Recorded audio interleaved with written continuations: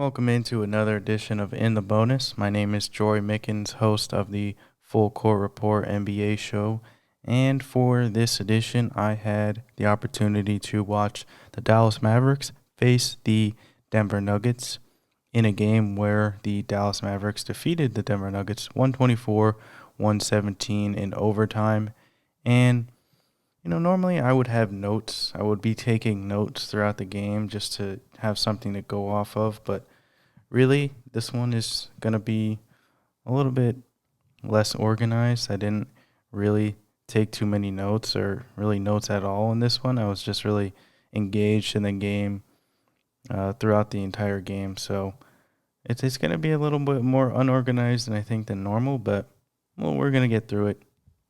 So a few things that I saw. I know in the first quarter, Jamal Murray for Denver really had a really solid first quarter. I believe he scored 13 points in the first quarter for the Nuggets. So it was a very good start for him, at least, but he did only finish the game with 21 points. That said, he also did have 9 assists, 4 rebounds, and shot 8 for 19 from the field. So he did start well, and you expect when you have such a high-scoring first quarter like that you end the game with a little bit more than 21 points. But if you were to look at the box score at the end of the game and see that he nearly recorded a double-double with 20 points, I think you can't really say anything bad about that. I think he performed at the level the Nuggets need him to, and it just wasn't enough for them. Nikola Jokic, though, was really the star for Denver, as always. He totaled 38 points, 11 rebounds, and 4 assists in this one. He did shoot just 14 of 31 from the field, as well as 6 of 10 from the free throw line. So not a very good showing in terms of his efficiency in this one, and you can credit that to Maxi Kleber, Willie Cauley-Stein, and Boban Marjanovic on the Dallas Mavericks, as they gave Jokic all he could handle throughout the game. Willie Cauley-Stein did have 4 fouls in this one, and Marjanovic had 3 personal fouls off the bench. So Jokic did do a good job getting those two in somewhat of foul trouble, but it really wasn't enough to obviously carry them to a victory. But the star of the game, Luka Doncic, 38 points, 9 rebounds, 13 assists. He did have 8 turnovers in this one, and I think I saw Doncic, it seemed like he was a little bit hobbled in this game. At least, and I can't remember exactly what quarter it was, but there was one play where he shot a floater, I believe, and he didn't land on anybody's foot like normally would happen, where a player might land on somebody else's foot and then roll their ankle or come down awkwardly, and that's what causes the injury. He just landed pretty normally, just on his 2 feet on the court, and he kind of limped back on defense, really. And yeah, for the rest of the game, it looked like he was a little hobbled, a little bit slower than normal, but he stayed in the game, obviously, played 43 minutes. So, but I think I would imagine that's part of it, why he had so many turnovers in this game. And obviously the Mavericks withstood that, so it wasn't too much of a big deal. But moving forward, you certainly don't want to turn the ball over that many times, or at least you don't want your point guard turning the ball over that many times. And, I think Dallas might be lucky to have escaped with a win, especially in Denver with their point guard turning the ball over that many times. But really some other players, I thought, even though Maxi Kleber only finished the game with 9 points, I thought he was very valuable for them, played stout defense, and then hit some big shots down the stretch as well. And then, off the bench, Tim Hardaway Jr., 11 points for him. He shot just 3 of 11 from the field, but he's one of those guys that they were talking, at least on the broadcast, he's just a really streaky shooter, and he can get those points in a very quick succession if you're not careful. He makes 1 3 or he makes 1 layup, he's going to catch on fire. So that's one person that the Nuggets really couldn't contain at moments throughout the game, really. Again, I mentioned Marjanovic. He had a nice game for them. Dwight Powell, who has been somewhat lackluster, I would say, to start this season. He was very, very good for the Mavericks last year before suffering an injury. But this season he's averaging just 5 points per game and 4 rebounds. So I thought he looked a little bit better in this one. I'm sure it'll come with time. If he can get back to form, I would imagine that the Mavericks are going to be even better than they are right now. And then obviously they need to get Kristaps Porzingis back, but that'll come in due time. Yeah, but the Mavericks, I thought, at least at times, offensively, they looked a little bit out of it, and I don't even think that was because of Denver's defense. It was just they weren't hitting their shots at times, but their defense, Mavericks defense, looked pretty good. I know Rick Carlisle, the head coach of Dallas, is getting he wants his players or he wants his team to be more engaged on that end, and I think that showed tonight again. Jokic had a poor shooting night, and a couple of the players off the bench for Denver didn't have the best of shooting nights either. So as a team, Denver just shot 44% from the field and 34% from three. So it was a pretty good effort defensively for the Mavericks. But for the Nuggets, you can't really say the same thing. And I think that's just going to be a reoccurring problem for Denver moving forward. They just really it's Michael Malone, the head coach for the Nuggets. He always preaches defense. He always preaches defense. He has done ever since he's become the head coach of this team. And it's always a matter of just effort for this team. They don't necessarily have anyone who's an elite defender. I mean, maybe you could say I wouldn't even categorize Gary Harris as an elite defender. I think he's a solid defender. I think Paul Millsap is a smart defender. I think Will Barton can be a good defender when he's engaged. I think Monte Morris is a good defender, again, when he's engaged, but he's obviously doesn't have the size to match up with a lot of players in the league. And, Jokic has his limitations on that side of the floor. Jamal Murray has his limitations on that side of the floor. So this is a team that no matter how much you preach defense, there's a ceiling on that end of the floor. And really, again, just it's been a reoccurring problem throughout the start of this season. Losing Jeremy Grant, losing Mason Plumlee, losing Torrey Craig in the offseason did not help this team whatsoever. And I'm pretty sure the Nuggets throughout this season have yet to hold an opponent under 100 points.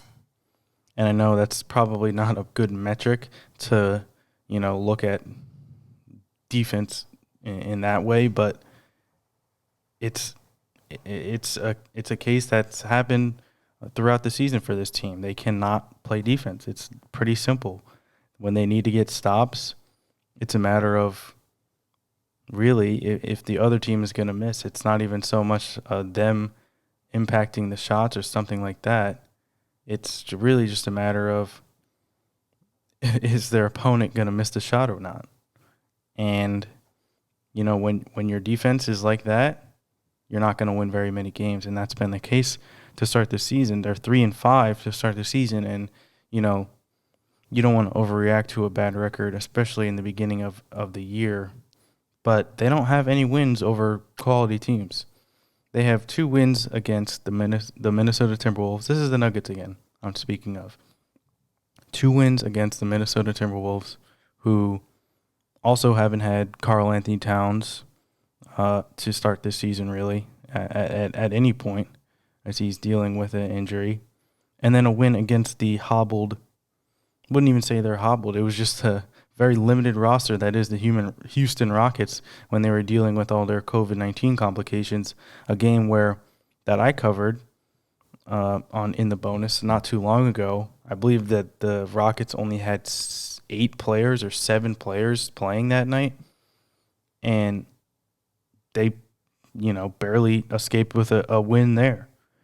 So the Nuggets, they don't have any big wins this season. They've lost to the Kings twice. They've lost to the Clippers on Christmas Day, they lost to the Suns, and now they've lost to the Mavericks. And coming up, their schedule certainly doesn't get any easier. They have a nationally televised game against the Philadelphia 76ers, who just lost tonight to the Brooklyn Nets, and they're also going to be dealing with some COVID issues. So I don't know what's going to happen with that game, actually, now that I think about it, because that game could actually end up getting postponed, as I believe they mentioned during this broadcast of the Nuggets Mavericks game that Seth Curry had tested positive for tested positive for the coronavirus and was pulled off the court immediately. And I don't know what kind of implications that's going to have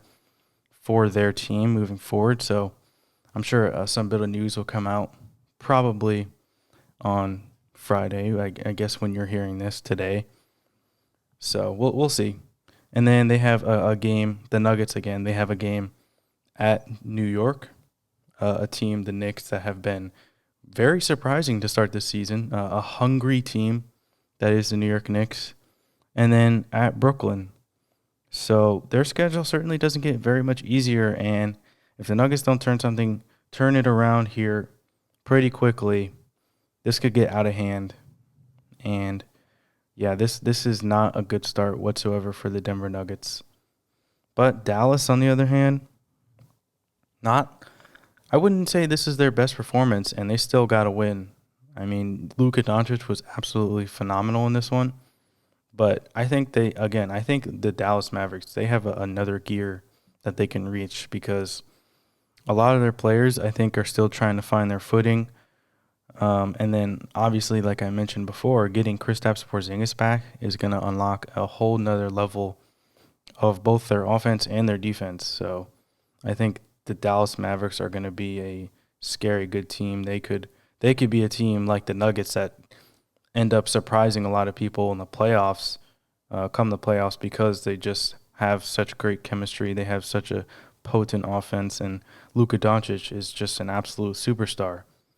And Luka Doncic, he's been pretty good to start the season, I would say. He recorded his first triple-double, I believe, in their last game against the Rockets, and nearly recorded another one tonight against the Nuggets. Was one rebound shy, as I mentioned. 38 points, 9 rebounds, 13 assists. So a very good game for him. And again, moving forward, got to be excited if you're a Mavericks fan, especially. But I mean, that's really all the unorganized notes that I have for this game. I was really just ranting at this point. But yeah, this was a very fun watch anyway. I thought it was one of the most entertaining games of the young season so far. And yeah, moving forward, both these teams, they have holes. Both these teams have holes, one more than the other, but you got to be excited if you're a fan of either of these two teams, I would say. But yeah, that's going to wrap up this In the Bonus episode. And be on the lookout for another one on Saturday, because I believe Chris, who's one of the co-hosts of the Full Court Report NBA show, said he might end up doing one on the New Orleans Pelicans Charlotte Hornets matchup, which will be a nationally televised game. And a big headline in that game is that the two brothers are going to be facing each other, LaMelo Ball and Lonzo Ball. So certainly be on the lookout for that episode of In the Bonus. It'll be the first one where you don't have to hear my voice. So that hopefully that's exciting for everyone. But again, that should be a very interesting game. I'm certainly going to watch it, but Chris is probably going to break it down for all of you guys to listen to. So again, be on the lookout for that. That'll probably be up on Saturday morning. But again, thank you so much for listening to another edition of In the Bonus. My name is Jorie Mickens. Hope everyone is remaining safe, and thank you so much for listening.